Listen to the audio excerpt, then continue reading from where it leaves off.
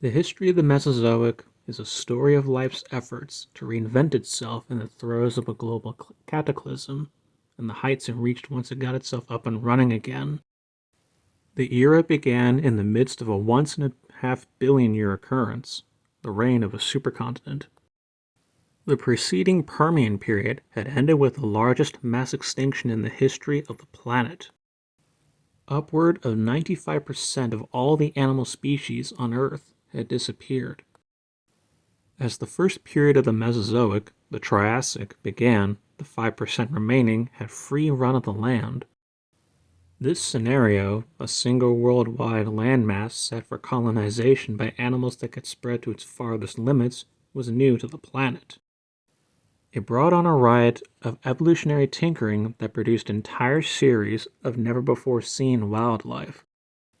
It was a situation ripe for rampant evolution, and evolve life did, as brand new groups of crawling, burrowing, and for the first time, flying animals appeared. During the Triassic period, innovation and experimentation were in vogue. If thought of in technological terms, as the Mesozoic progressed into the Jurassic, research and development moved into product testing. Having come up with newly invented wild animals, the physical limits of what had been produced were stretched to their limits. Load-bearing tests became popular, and the results were the largest animals Earth has ever seen. Time and again, wildlife appeared that pushed the envelope of how big a land animal could really get, and the kind of impact it could have on its environment. In the Cretaceous, the final period of the Mesozoic, size was co-opted by finesse. Giants still walked the planet, but, more and more, sophistication high drama won the day. Yet again, a new series of wild animals appeared and populated Earth's ecosystems. Displaying an elegance and beauty never before seen, terrestrial wildlife grew in variety and refinement to heights that were scarcely hinted at when the era began. And then it was over.